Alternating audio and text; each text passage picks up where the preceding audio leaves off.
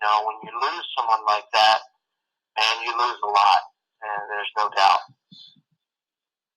Yeah, we appreciate your time, Dave, and hopefully see you down the road.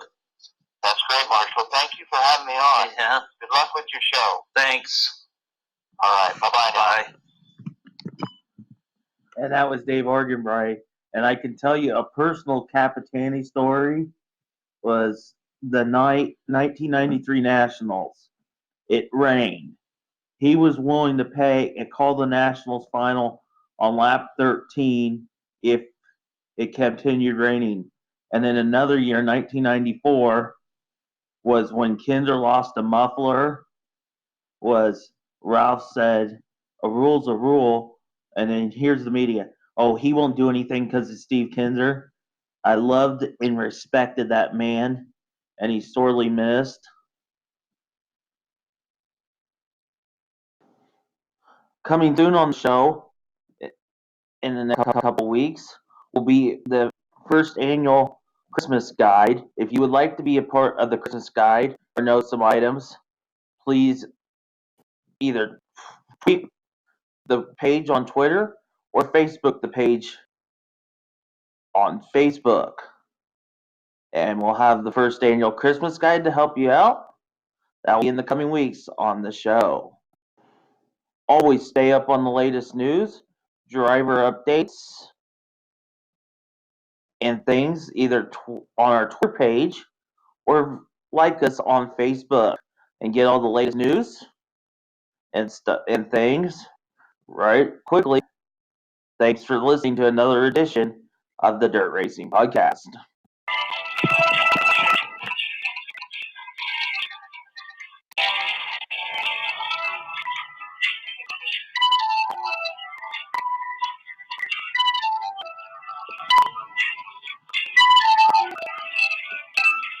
Thanks for listening to another edition of the Racing Podcast.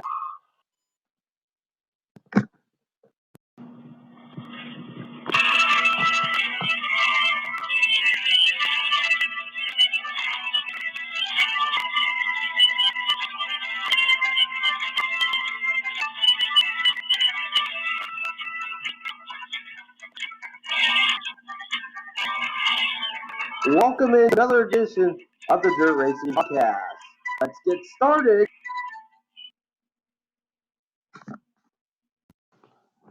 For the news and results portion, basically the Outlaws, World of Outlaws Sprint Cars ran last weekend. Friday night at Port Royal, Donnie Schatz won, and Saturday, Rain and Karma got the best of the Outlaws. If you don't know what I'm meaning, go back and listen to last week's show. So 8 points going into next week's World Finals on between Schatz and Sweet. So 8 points, and then also on the line down there will be the big block modified points title as well. Speaking of points for this week, the showdown for the ASCS title, called the Red River Rivalry as they're putting it, between Sam Haferteeth and Blake Hahn, goes down at Texas Motor Speedway for their final races of the year. On Dirt Vision this weekend will be a lot of racing from Charlotte, as the short track championships will be on Dirt Vision. A lot of divisions competing in that. And in the state of Iowa, hopefully, we'll know a decision by tomorrow, so keep an eye on the Facebook and Twitter page.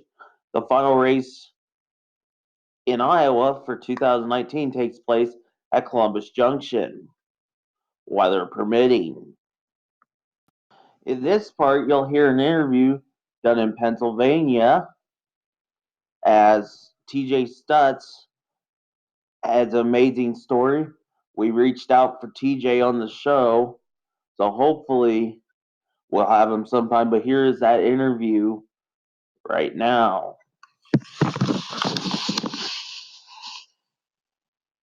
Track has no shortage of great stories, from lifelong fans to drivers who seem unstoppable. But there are few people more inspiring than TJ Stutz, and racing may have saved his life. So TJ Stutz, he determines when the cars get back up to speed. October 19th, TJ Stutz finds himself in victory lane for the first time at Port Royal. Turn number one, almost making contact. No one ever gave up on each other, no matter how bad it got. And now they're seeing victory. It's relief for the Stutz family. That win was probably more beneficial to my boys, my family, all of the people that have supported me. Because 1 year, 4 months, and 3 days earlier, TJ's life was flipped upside down. It took me a couple days to remember, me and Buckle were getting together. On June 16th, 2018, the number 11 crashed at Port Royal in the feature. The big crashes that look real spectacular and all the stuff flies off, they don't hurt near as bad as the ones that just stop. It wasn't his first crash, but this time he broke his tailbone. Humbling, so real.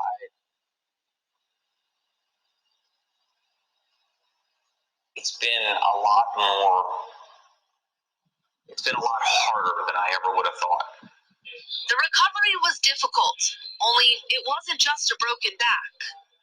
And because of it, you find out that you have cancer that, had they not found through those scans, would have been terminal before you were symptomatic. Doctors found a neuroendocrine tumor, an unusual form of cancer. It's what killed Steve Jobs. They thought they had his contained and he was dead 7 years later. So was mine going to be 2 years, 5 years, 10 years? No one can really give you that answer. So 2 weeks before Christmas, he has surgery to remove the tumor. And 3 months later, he's back in a race car. I thought I would just snap back, and it has not just been a overnight, hey, you feel like you did on December 9th. Am I back to 100%? No, but at least we have that chance to get back to 100%. Why wouldn't I go back to racing? I mean, in my eyes, my love for that is what has given me a chance to maybe enjoy the rest of my life. Spending every weekend at the track with his sons, Ethan and Reese, never giving up, always looking for the next race. I think racing motivated him to fight, to get back on his feet.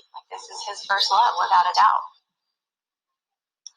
TJ was very clear with me. He doesn't want his story to be seen as a sob story because he feels very lucky that they were able to operate and hopefully take care of the cancer. He knows there are a lot of people who have to go through extended amounts of treatment. So he wanted to make sure that we didn't make this a sob story, but that we did impress upon people how important this is. And to be clear, because he got into the accident, they caught the cancer. Yes. Wow. So ironic that that's sort of lucky. Lucky. A crash is lucky. I wish him the best. And stories like that and driver updates you can also find on our Facebook page, but appreciate somebody pointing it out on the internet. And what did you think? An injury would save your life. So if anybody knows TJ, I'll still try to get in touch with him to hopefully have him on the show. But just encourage him to come on the show if you know him personally. Today's guest is Dave Argabright, and we hit on a lot of topics. So here is the interview with Dave Argabright. Hall of Famer, you've probably seen him on TV, read some of his work. Dave, how you doing? I'm doing well, Marshall. Thanks for having me on. Your newest project right now is with Jimmy Sills. Can you explain that one? Yep, I've written a number of books through the years, primarily most of them autobiography type books, and my most recent is, as you say, with Jimmy Sills, released it just a few weeks ago, and very excited about it. So far, the reception's been really, really good, and I'm real pleased. I'm really pleased with how the book turned out, and I'm pleased with that Jimmy's happy. That's a big deal. Okay, and then where can I get some of your other books, like Lone Wolf and some of those?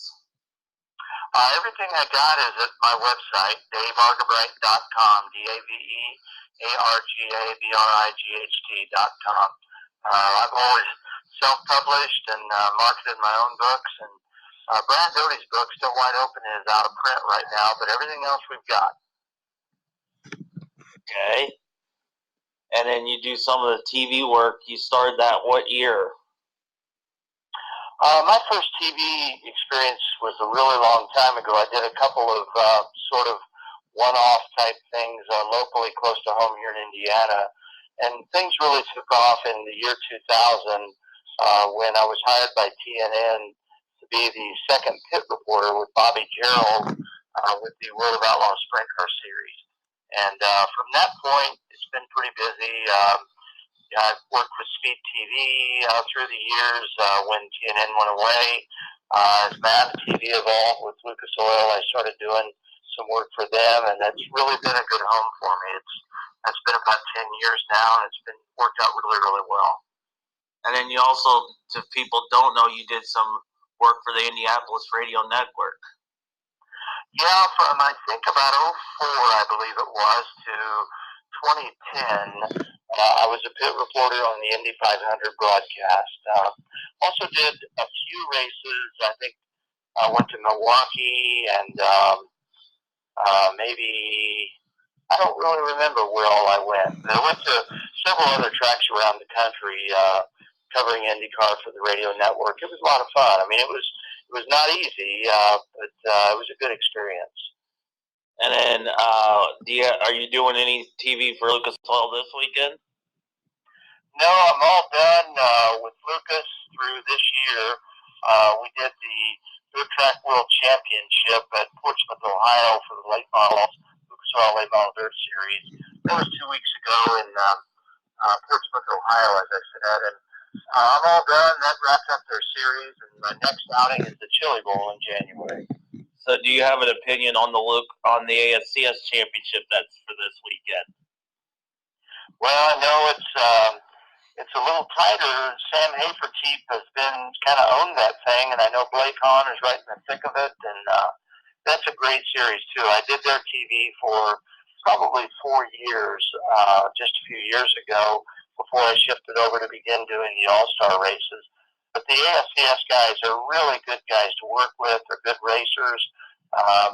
They've got a very challenging format with their qualifiers and passing points, and it's a good group to follow. But yeah, we'll see how that plays out. It's going to be a big weekend in Texas.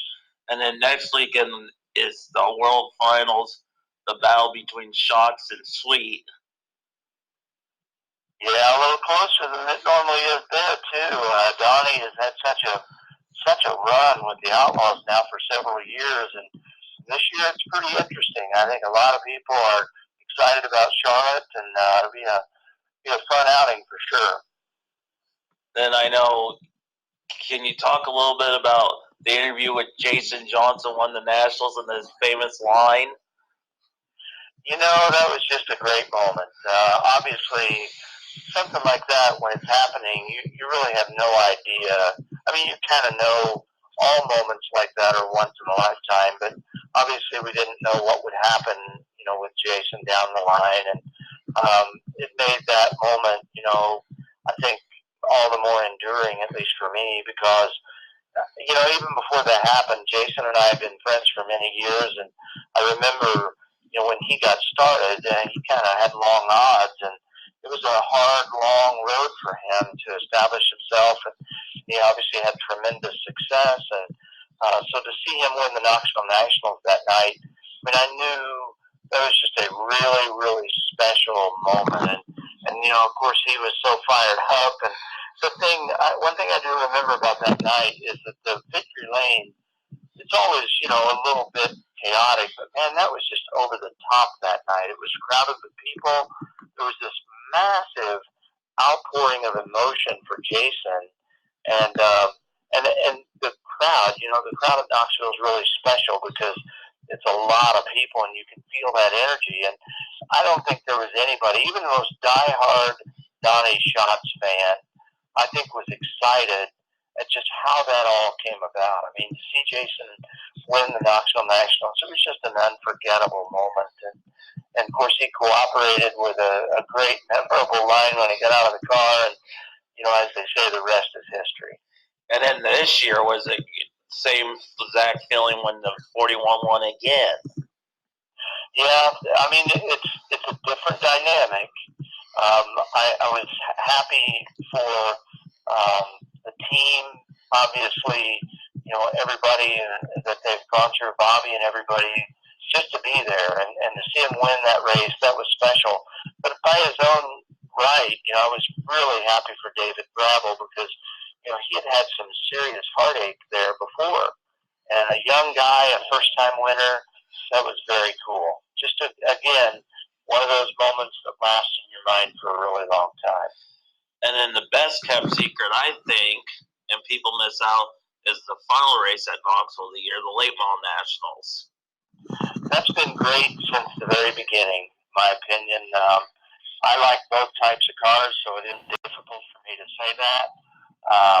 They've really created a neat event. The late models race that track really well. And a 100-lap race, even with they have their own fuel stop, but a 100-lap race is a really different kind of animal. And it's fun. It's 3 good nights, and there's a lot of tension. And I hope that they continue to build hard. I mean, it seems to me, I don't count the tickets, but it seems to me that they get more people each passing year, and definitely everybody's enthusiastic. So it's one of those events that I think is heading the right direction. It's really a lot of fun. I've had the pleasure of working every single one of them they've ran, and they've all been memorable. They've all been good. Yeah, and then this year with the rain before, thinking, we might have to come back and how the track crew can work. Yeah. Yep. We've seen just about everything there. I mean, Knoxville, like every racetrack, I guess, it's got its own brand of magic. And, I remember one year for the late models, it rained for 3 straight nights, and we ended up running it on Sunday, and the track was real heavy. And, you just see a little bit of everything. And the very first one, man, it was so cold at that first one. I don't think I've ever been any more cold at a racetrack than I was that night. We used to run it, that first one they ran something like the middle or 3rd week of October. Man, that was late. That was really cold by then.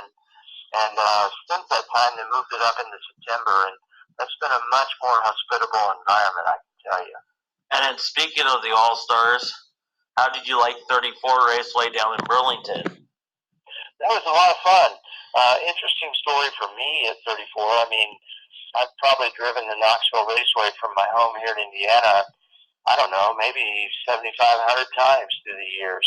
And I take US 34 across when I drive over.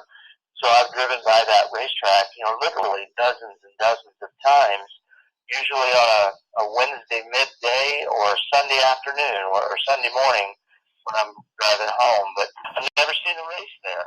And so all those, times I thought, man, I've got to get here.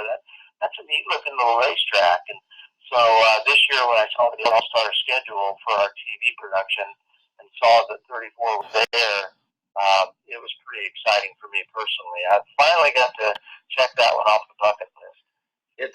It's even for late models, it's a racy place. I'm sure it is. I just really like it because it's hospitable. It's a comfortable place to go. It's just a fun, great old racetrack, and the people there. And forgive me, I can't remember the owner's names. It's a nice couple, and they just couldn't have been more friendly and welcoming. And that means a lot. It's kind of a grind to do all these, and it makes a difference if you feel like you're really wanted at a racetrack, and they really are excited about television being there. And those guys were. I mean, they just threw their doors open, and they just couldn't have been more helpful. It was a great night. I hope we go back this next year. Yeah, Brad and Jesse, I can't think right now. I know their names. They're nice people. Yeah, they are. I've talked to them a number of times. Anyways, but did you get to go to the controversy when the All-Stars had it in Pennsylvania or not? I missed that by one night. We were at Lincoln, I believe, previous night, and then they went on to, I think it was BAPS that Sunday night, and we didn't cover that. We had 3 straight. We did Grandview, we did Williams Grove, and then we did Lincoln on Saturday night. We're not able to continue to go on to BAPS, so I missed that, but obviously, follow along with it real time, and then heard a lot about it later. Just unfortunate. those guys, most racing officials, nearly all racing officials, they work really hard to get it right. Sometimes circumstances are that, it's difficult for everybody and they make a call and people don't agree and you just kind of have to move on. But they did a good job, I felt like, of trying to remedy that. I know they reached out to all the teams that were affected. And when we went back 2 weeks later at Port Royal, it felt like everybody had buried the hatchet. The racers weren't complaining about it. It was over and done with, and they were ready to put it behind them and move on. And honestly, that's the best you can do in those circumstances. Getting back to your book writing, I know you've done Brad Doty, Jack Hewitt, The Wolf. Who haven't you done that you would like to sit down and do with? Well, I'd really like to write a book with Steve Kinzer. Hopefully that will happen. I still have hopes of doing it, and we've talked, and my biggest problem is just being overcommitted with too many projects, and I need to get caught up a little bit and get going with Steve. But that's something that's definitely on my radar. There's a couple projects down through the years that I wish I had done, but at the time, I didn't really know enough about the process. I hadn't written the book yet, and I just didn't know enough about the process to know how to do it. But I wish a book could have been written about the Weld family when Kenny and Greg were still with us, because what a phenomenal story that could have been. And once they passed away, though, the idea of doing the story, at least for me personally, wouldn't be nearly as dynamic, because I really liked Kenny and Greg both. They were super interesting people, and that would have been a great book. So that's one that kind of got away a little bit that I wish I could have done. Did you happen to read the one with Larry Weeks about Bob Trossel? Yes, I did. I had that book, and Bob and I had talked a little bit too, but I know that he and Larry were very close, and Larry had a lot of passion, and it's fitting that he wrote that book. He was very, very close to Bob, and Bob's life was important, and it was worthy of, putting down on paper forever, and I'm glad they did that. Bob was a really special person. Obviously, aside from being a great racer, he was just a neat guy, and I miss him. Yeah, and a lot of people can say they went to the school of Bob Trossel. That's exactly right. He was a huge influence over a lot of people, man, a lot. He just had a way about him to teach and nurture and guide, and he was smart, and he was willing to share with people, whether you were racing with him or bought one of his chassis or even just went up and asked him. He was a huge influence in that region, huge, immeasurable. Yeah. And then going to somewhere close to home, any good Brian Clausen family stories? I just remember those guys when Brian was so young, such a kid. He was 13 years old, and he had come here to the Midwest. And I remember sitting at a table with him probably that first year at the Eldora Speedway. It was a fundraising thing they have in Ohio, in Salina, Ohio, each year in November. They still have it. And I can't remember the charity that it benefits, but they usually have a NASCAR type speaker that will come, and it's really a cool deal. And Earl Baltus and I, he invited me to join he and Bernice to come over, and so I went over and sat at their table, and they seated us with Tim and Diana Clausen and their kids. And like I say, Brian was probably 13, 14 years old, and here's this skinny little kid, and everybody's saying, he's going to be a sprint car driver. He's racing right now. And, deep inside you're saying, yeah, right. This kid really? But obviously, what a racer. He had as well, we talked of Trossel a moment ago. Brian had a terrific impact here in Indiana and on the USAC circuit and just among people in general. He just had this infectious passion for racing that people could relate to. And even though he wasn't with us a lot of years, he had a lot of impact. And of course, his two dogs. That's right, Chevy. I can't remember the other one. Stu. Well, what is it? Stewart. Stewart. That's right, Stewart. Yes. Yep.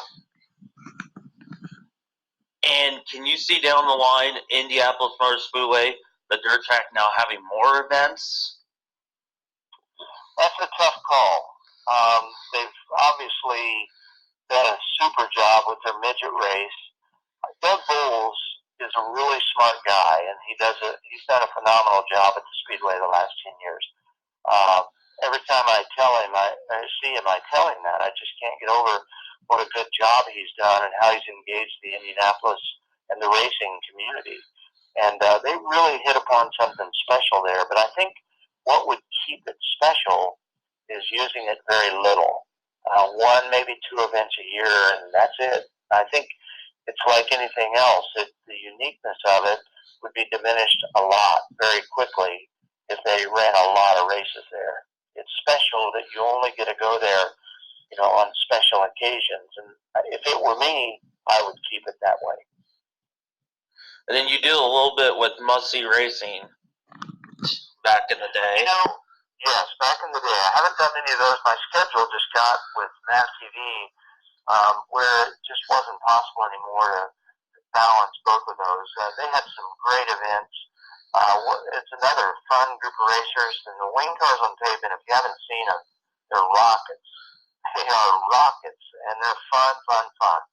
I miss doing those races. I miss seeing those races, really. And I don't get a lot of the races are up in Michigan and Wisconsin, that area, and it's harder for me to get there because of my travel schedule. But Jim Hanks and his guys have done a great job.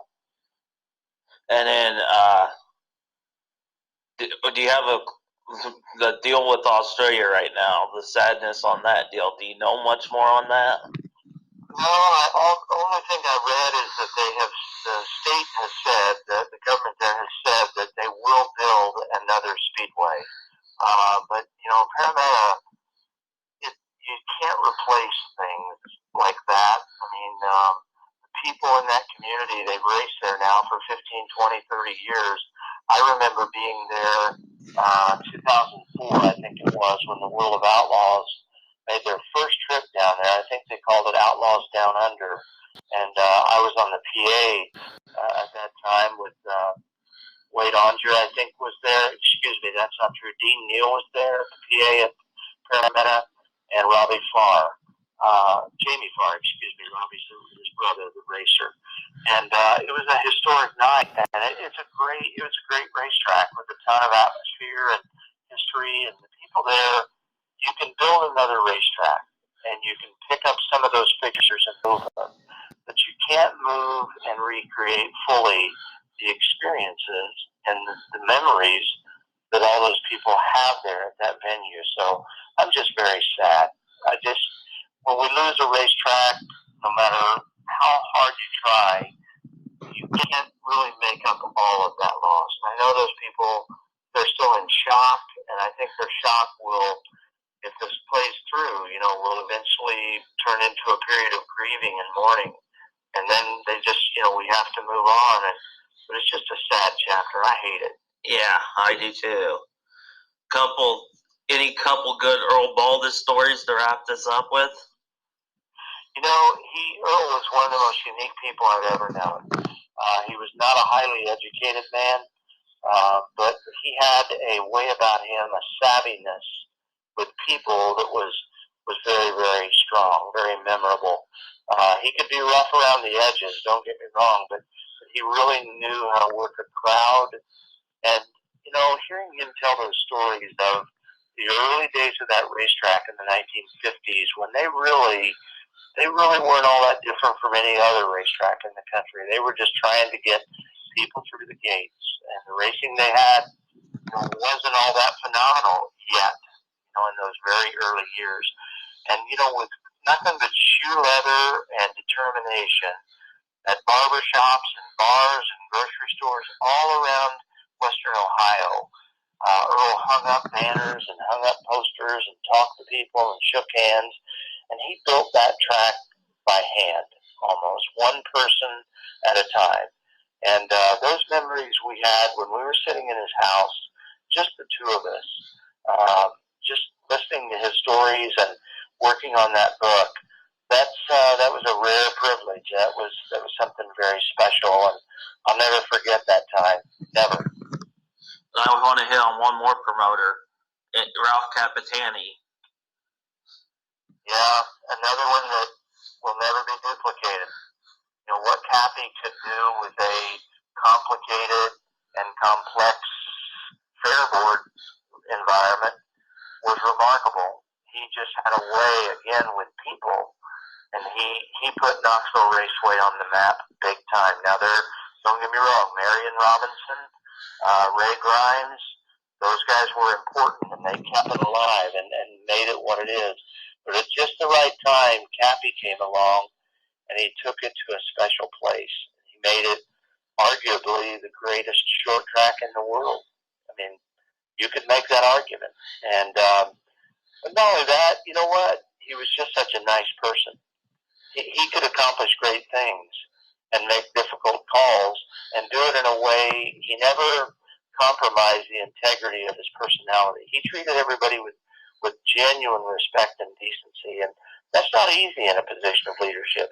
You can make people mad, and he just had a way of just treating people right. I love that guy. He was irreplaceable. And it's nice to have the race during the Nationals, the Capitani, that Sunday night before as a tribute. Yep, great thing.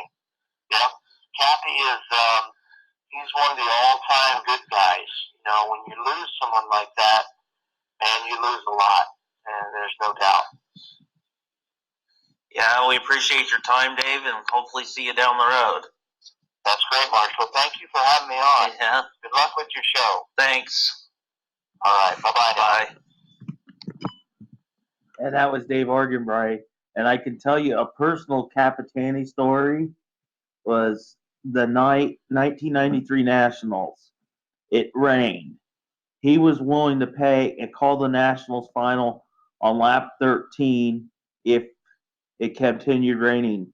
And then another year, 1994, was when Kinder lost a muffler, was Ralph said, a rule's a rule, and then here's the media. Oh, he won't do anything because it's Steve Kinzer.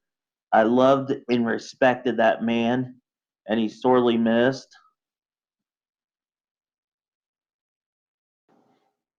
Coming soon on the show in the next couple weeks will be the first annual Christmas guide. If you would like to be a part of the Christmas guide or know some items, please either tweet the page on Twitter or Facebook the page on Facebook. And we'll have the first annual Christmas guide to help you out. That will be in the coming weeks on the show.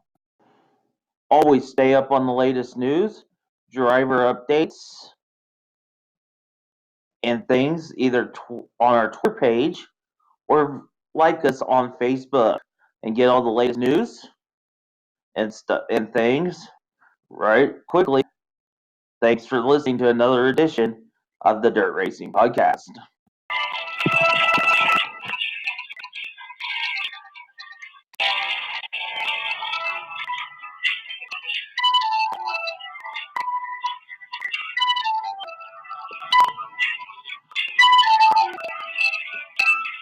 Thanks for listening to another edition of the Racing Podcast.